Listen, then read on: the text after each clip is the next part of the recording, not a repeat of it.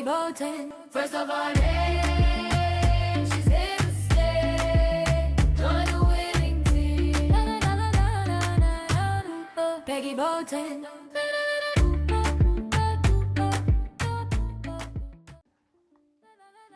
My nose is shiny.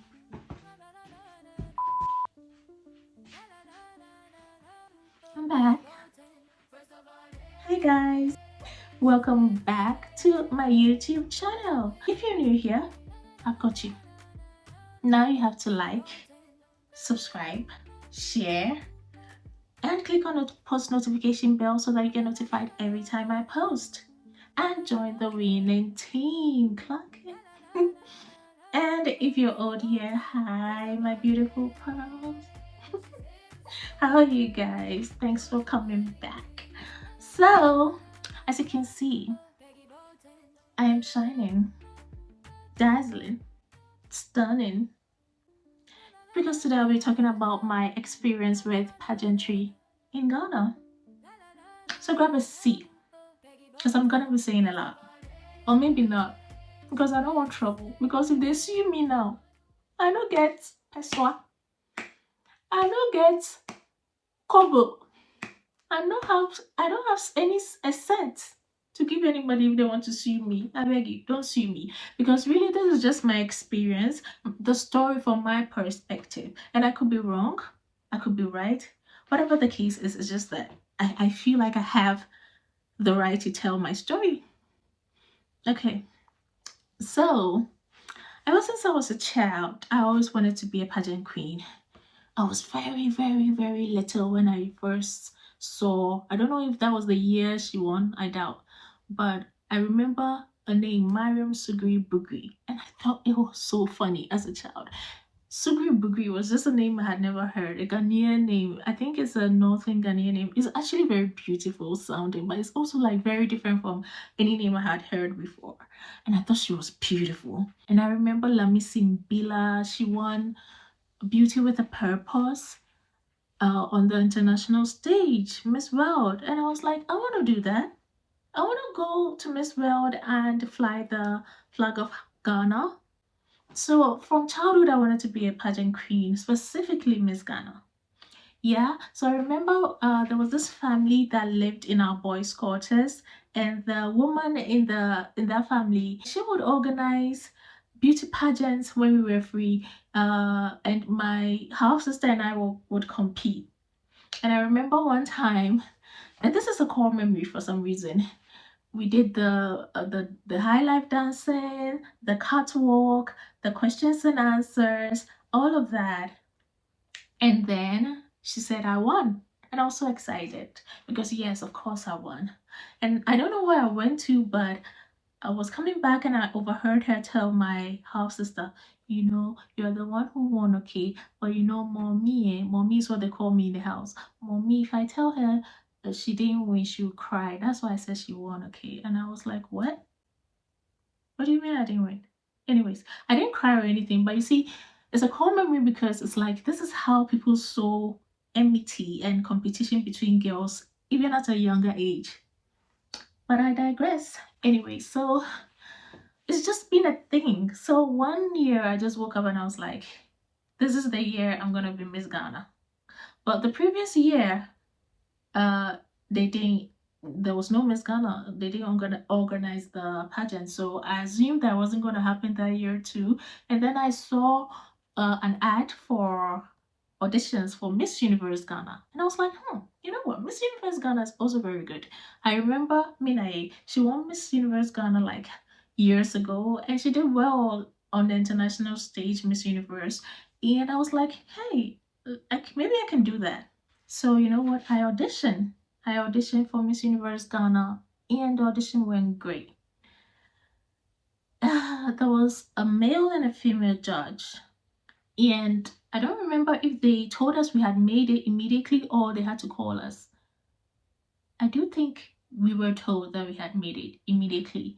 Yes, so I went home excited. I had passed the auditions. And then few days for us to go to the Miss Universe Ghana premises where we'll be doing most of our filming and all of that, the female judge calls me. And because I had mentioned during my audition that I model sometimes, she calls me and she was like, she has a gig if I'm interested to feature in an ad for Glow, which is a telecommunication company in Nigeria. I'd have to go to Nigeria to be in their advert, and I was gonna be paid $3,000. And I was like, what? 3,000 what? I'm in. Because at that time I hadn't been paid that much for any gig I had done in modeling because wow. And I remember even when I was paid and I sent my tithe to my pastor, he texted me, he was like, was this a mistake? And I was like, no, well, that's 10%. Because that was a lot of money at that time. Yeah, so that was a red flag. Because tell me, if the pageant was free and fair, if they didn't have their choice already, why will a judge offer me to go and do something else? Mind you, if I go do this something else, I'll be taken out of the pageant because I won't be available for the introductory filming. And so I'm basically out. And she still thought, yeah, let me let this girl do it. Why? Probably because she knew it won't go anywhere. Is it because she thought I wasn't good enough to win? If she thought I wasn't good enough to win, why would she think I was good enough to feature in a big ad? Like that advert was big. It played everywhere in the world, and during the World Cup, different World Cups, it plays during the ads on DSTV in Africa at least Ghana and Nigeria. So it was a big deal, but like if the pageant was going to be fair and fair, why, anyways? So that was a red flag to me. Another red flag was that immediately I landed in Nigeria, this woman wouldn't pick my calls because she would have been paid her cut for scouting a model for the advertising company who was shooting for Glow. She wouldn't pick up my calls.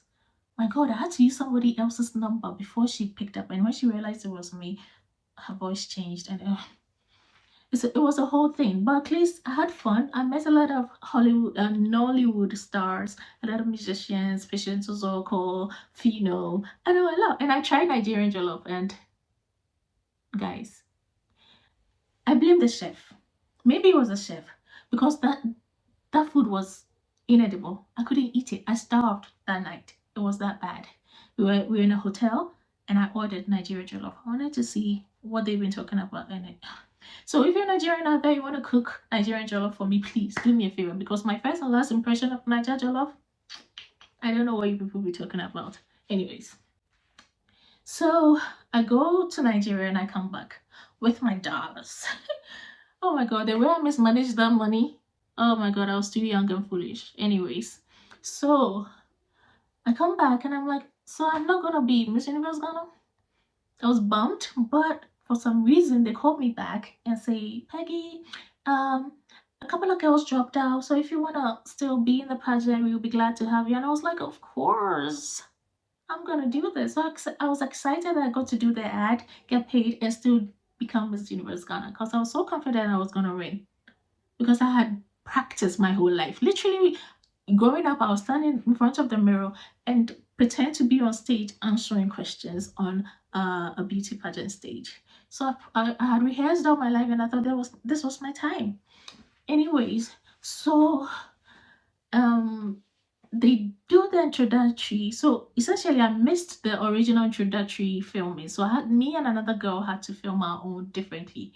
But I realized that when the first episode aired, which included the audition and the introduction, I realized that they had brought in one girl, or was it a couple of girls? I think it was one girl who was not at the auditions, but she was just brought out, and she did like an impromptu auditions during the introduction.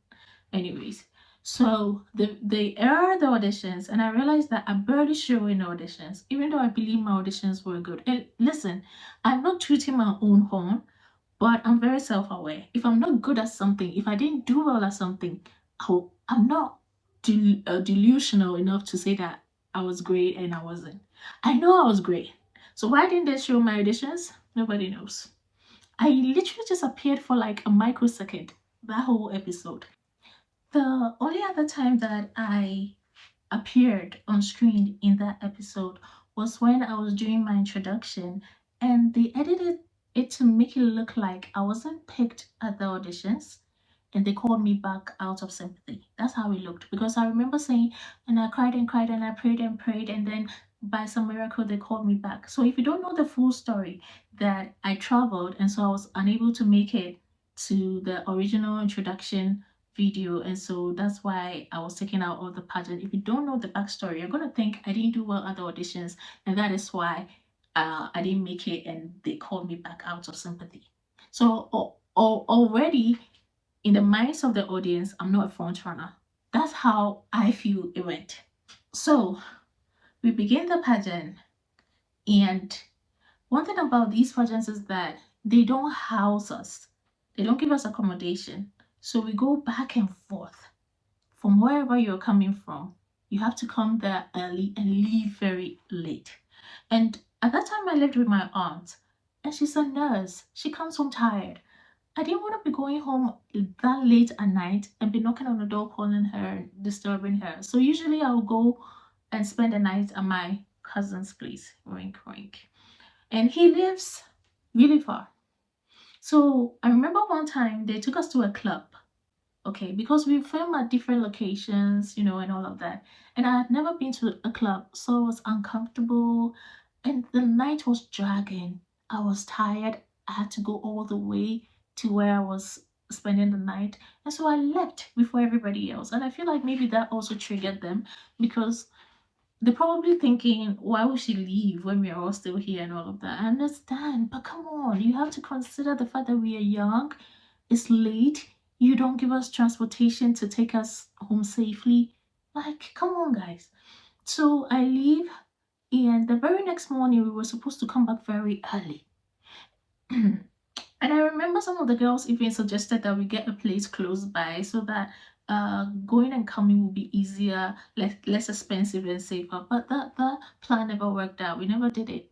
So I remember the next morning we had to go back to the Miss Universe premises. And even though I woke up very early, I was ready. There were no Ubers at that time from where I was coming from. And there were no Trotsky's either, because it was like 4 a.m., 5 a.m. Barely any Trotsky's are around that vicinity. So I'm calling them, I'm like, guys, I'm ready, but I can't make it this early. So I waited a bit. I got a Trotsky, got to a place I could get Uber, and then got to the Miss Universe premises. But apparently, when I got there, they had been waiting for hours. They were in the van waiting for Peggy, and I was late. So that was strike 1 or 2 at this point. Because I'm going to be honest, I'm going to say the stuff that I did wrong. But half of the time, it wasn't my fault. And so the director of the pageant, who was Minaye actually, was upset. She was upset. And I remember immediately I got there, I went to kneel before her. I was like, I'm so sorry, blah, blah, blah, blah, blah. And I don't remember what she said, but I thought, you know what, this point is over for me. So I shrugged. And I don't know if the shrug came off as, I don't care. I don't know. But let me take you back. We had to ballot to pick the regions of Ghana we were going to represent. And I remember saying that I'm the only person from my region, Bronga Hafo. So whoever picks that region, maybe we can swap. And they agreed. And I remember I swapped with the girl who got Volta region. I can't get away from Voltarians. Like every pivotal moment in my life, there's a Voltarian. So hi, my Voltarians. F1. Ape na mi kata kata kata. Anyways, so I swap and I get to represent my region. And I remember everyone was putting on their sash with their region written on it. And Minaye particularly picked to help me pin my sash on. And I remember all the girls were looking at me. I remember because I felt the eyes piercing. So I already felt like Minaye liked me at that point. So as to whether things changed because people said something behind my back to her, whatever it was, but by the end of the pageant, she didn't like me anymore. Anyways, so yeah, so I'm late, but I feel like all the different times that I came early, there were days that I was first to get there, but nobody remembered. Only that time that was extremely late. which is unfair if you ask me, especially because there was no provision for us to, live at a place close by or where we can all be safe. No transportation provided, all of that. Not transportation money. They used to reimburse us for the money we spent on transport, but it's still not safe. It's still not very organized, if you ask me. So we go through the pageants. Not a lot of red flags are showing anymore till one day Minae comes and says, there's going to be an eviction. We are going to be taking out two girls, one this week, one the other week. And I remember this was never communicated to us before. We were all set.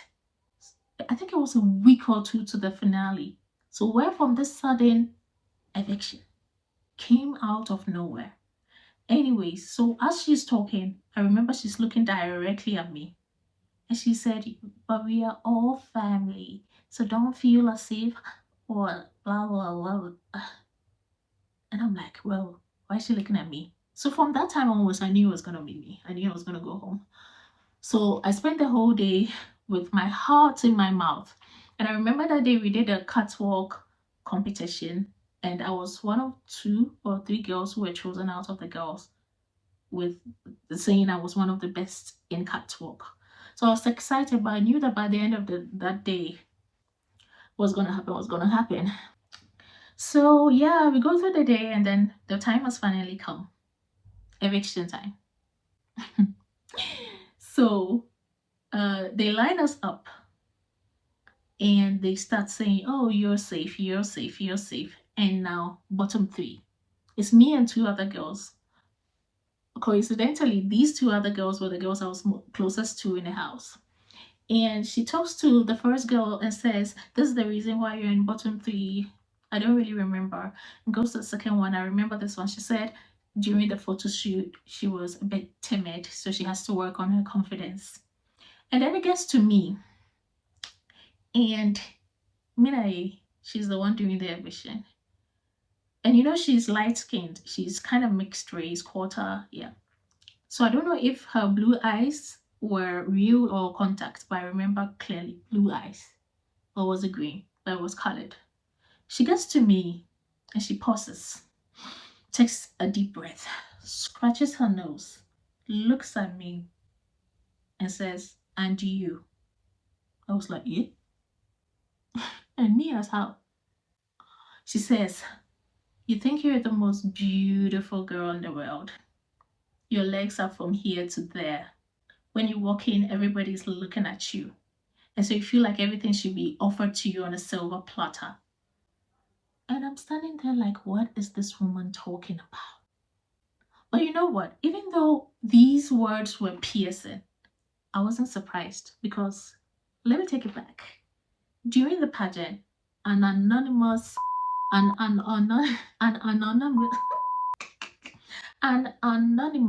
person DMs me and says, hey girl, I know you're in a pageant and I know you're a top runner, but let me tell you this, they already have their pick.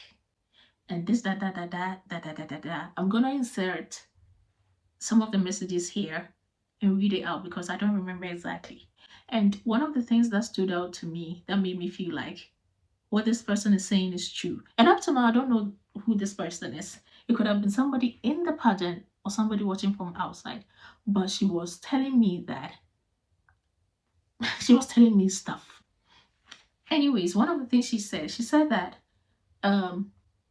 said that in pageants and stuff like that, they will give a fringe during the makeover to girls who feel like they are to girls who they feel are riding on their looks. And surprisingly, we had previously gone for a makeover, a hair makeover, and it gave me a fringe. And oh my god, I never had a fringe, and this fringe was covering half of my face.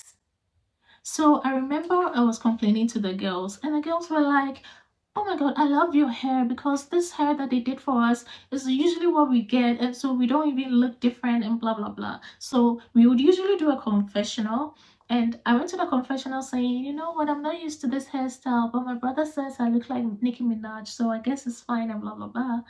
And I remember when that episode aired and I watched the girls' reaction, the girls went to their professional saying, "Oh my God, I love my hair. First choice. Thank you so much for it." I was like, what? Why aren't you the girls complaining to me that you don't like your hair? I mean, nobody told me we were supposed to be fake. I was like, gosh, I need to learn how to lie because how? Oh, anyways, so pageants really made me see how the world works. I grew up after pageantry, honestly. Anyway, so one of the things that the anonymous person said that stuck out to me was the French. And it was true, they gave me a French because they felt like I was riding on my looks. So back to the auditions. Mina is saying all of these things to me, and I'm holding my breath because why is she being so mean to me? But another part of me was like, the anonymous person already told me that this was going to happen. And I remember after the eviction, another girl was like, it was because you're late, and she didn't want to embarrass you by saying she's evicting you because of your lateness. But come on, you think that telling everybody that I was late and that's why she was evicting me would be worse than the things that she was saying to me right now? Because explain this to me. Even if indeed I thought I was the most beautiful girl in the world, it's a beauty pageant. Aren't I supposed to be confident in my looks? And why are you saying stuff like, um, your legs are from here to here, and if you walk in, everybody's looking at you? Almost as if there's a level of envy. And I think that this is false. It can't be that because Minaye is up there. She's beautiful. She's rich. She's married to a footballer. Like, I'm out of her league. I am not even one of those people that could be compared to her in any way, especially at that time. But why is she saying these things? Like, we have beef. Anyway, so they evict me. But funny enough, I had a dream a couple of nights before or the night before that it was going to happen. Even before they had announced the eviction, I had a dream in the exact setting that we were lined up and they were evicting us. And after I had been evicted, Mina gave me toffee in a dream, which really is one of my core memories as to how I believe that I should take my dreams seriously. Like, I know I have a lot of banku dreams, a lot of banku dreams, but there are some dreams that I have that I know that this one I have to work on it. I have to pray about it, and that was one of those dreams, and I didn't do anything because I guess I was just too busy. Being in a pageant is crazy, like up and down. Anyway, so that happens, and immediately they interview me, and I go like, you know what? It's hurtful when, on the contrary, I am a shy and introverted person. So when people mistaking that, so when people, I don't know, I'm not sure about the angle, and I don't have anybody to help me. Anyway, so when people mistaking that to me being full of myself, it's painful because that is the exact opposite. And they asked me what my next plan was, and I was like, I'm still in school, so I'm just gonna go back and finish my degree. And I remember after that interview, and I was teary eyed and all of that. Mina called me and I was like, you know what? Don't worry about it. I'm planning on starting a modeling agency. I'm gonna do blah blah blah. And I was like, probably this is the dream. She evicts me and tries to give me toffee. I wasn't interested in anything she was saying because I was so hurt. But you know what? They didn't show that interview. They didn't show that post eviction interview of mine. And I believe it was because they felt like if they did, it will get the audience on my side. But regardless, so they showed a different post eviction interview where I was like, yeah, I understand and I accept Minaya's decision and blah blah blah. I think that's more appropriate to them. Because I have made a couple of mistakes. Aww, And there are Peggy. very impressed. I don't think that anybody deserves to be evicted this early because even though we started a while ago, we were all now building up. I started a bit timid. Every episode, I think I have developed and grown and become more comfortable in front of the camera. Aww. I feel that. Another thing I noticed when the eviction episode aired, I was present in the room and I felt the tension. I felt the whatever emotion that I was feeling. I felt it. And I felt the piercing eyes she was giving me. But for some reason, none of that translated on camera. I've lost the footage, but and I can't find it anywhere on the internet for some reason. But when it aired on TV, it was completely different. And I'm like, did they slow down the pace? Like, did they do something? Because it almost sounded as if she was being mothering and caring towards me while she was talking to me. That's how it looked on TV. But in person, it was completely different. It's crazy to me. So the finale of Miss Universe Ghana happens, and honestly, this is nothing on the winner or the winners of that year, because the winner, Ruth Kwashi, amazing girl, deserved it. She went on and placed top 16 on the international stage. So it's nothing against her. She completely deserved to win. I just feel like if I had made it to the finale, I would have given her a run for her money. Also, according to the anonymous text messages I received, the winner was not even the organizer's choice after all.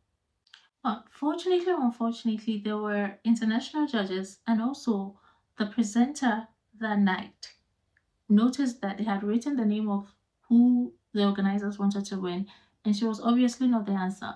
So she threw the question to the audience, and the audience were mentioning Ruth, blah blah blah. So there was no way she was going to mention someone else's name.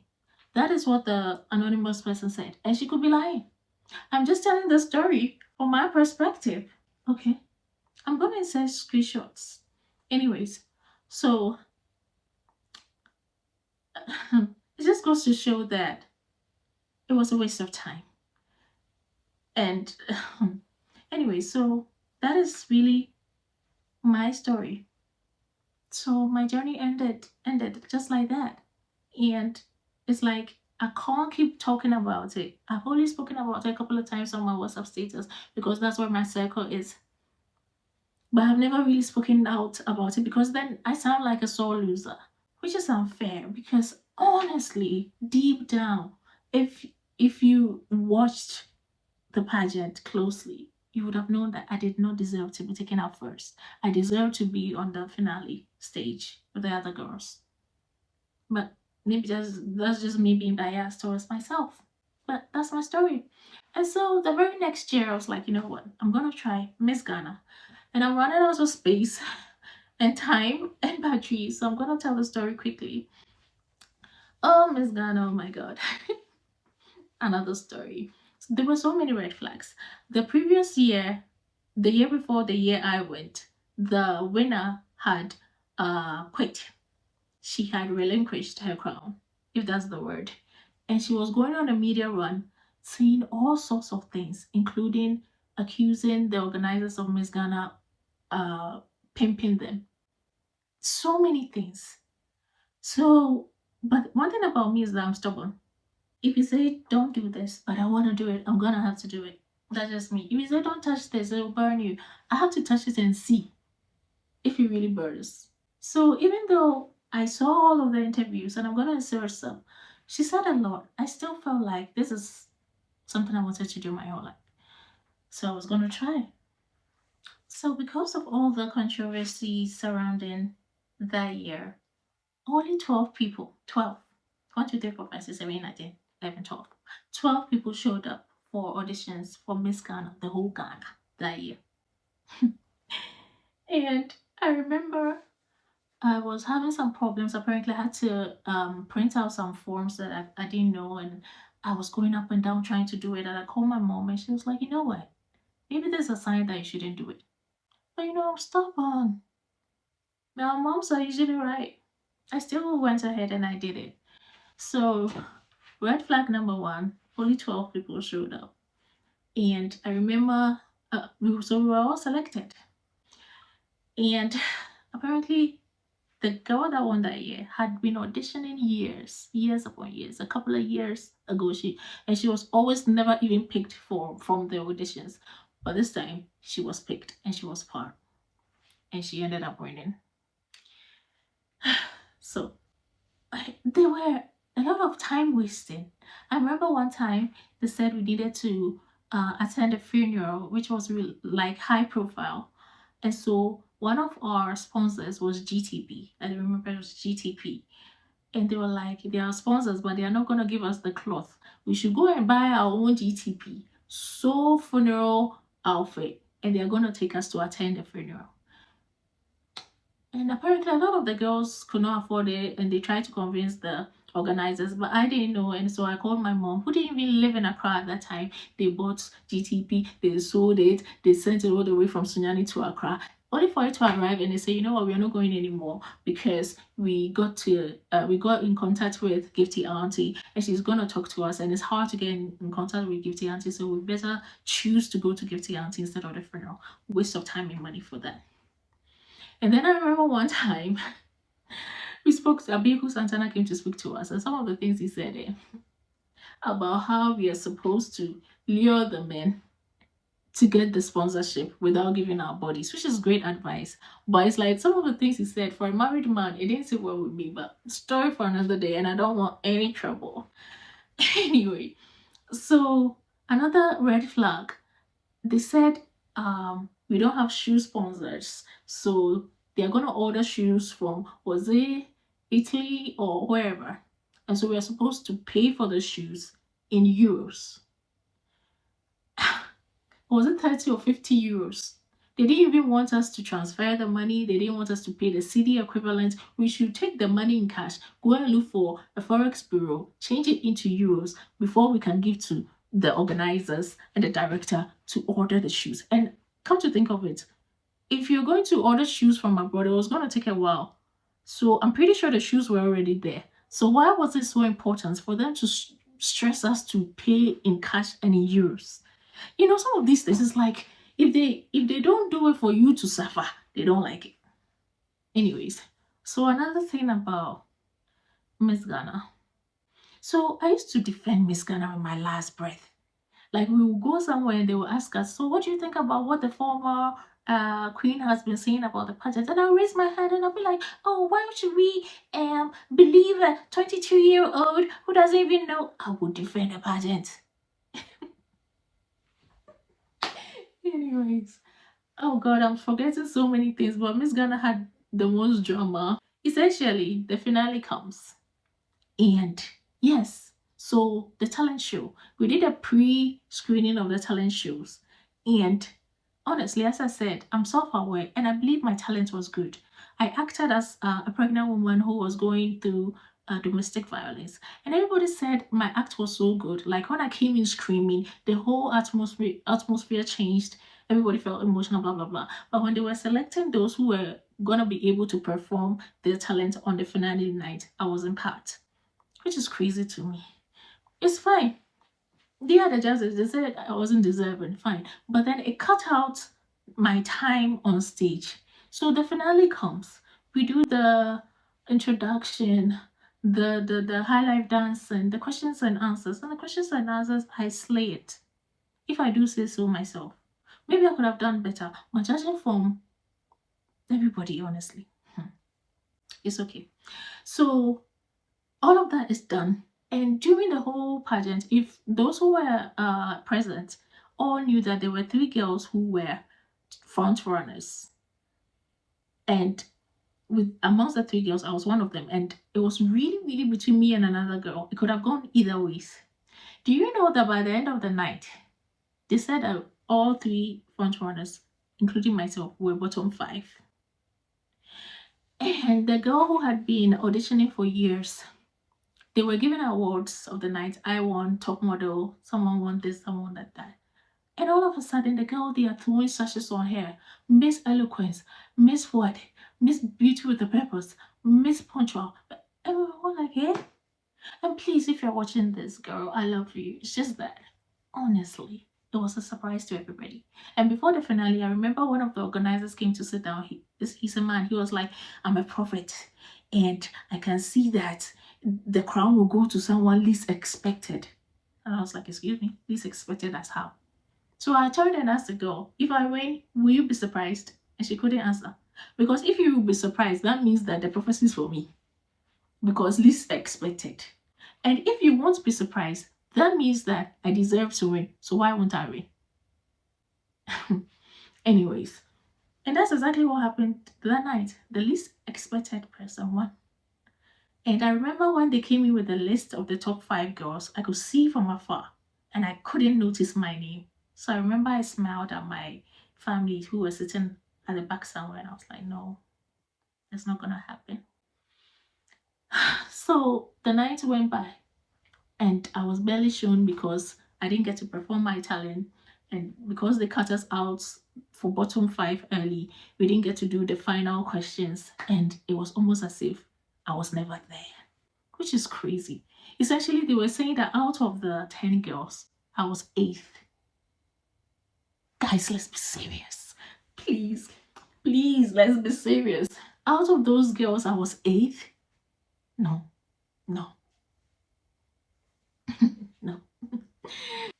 Anyways, I've forgotten a lot of the things I wanted to say, but this is just like an overview, like how pageants in Ghana go. So if you're a young girl watching this and it's your dream to become Miss Ghana, Miss Universe Ghana, just think about it twice.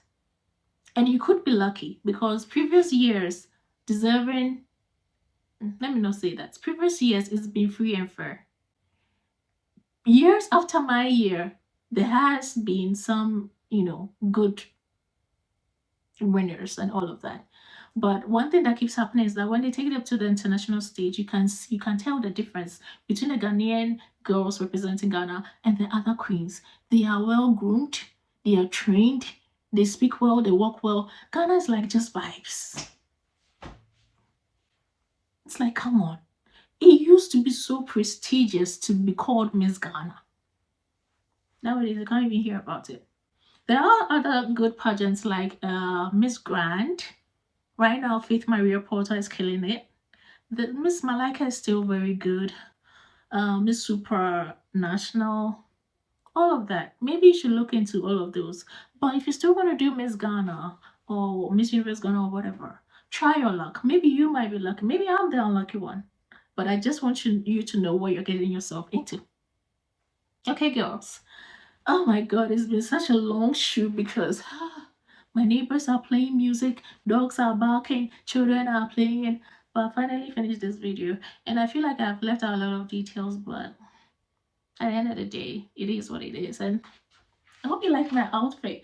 You won't even able to see it because I can't get the right camera angle. But thank you so much for watching and I hope you watch the next one. Love you, my beautiful pearls.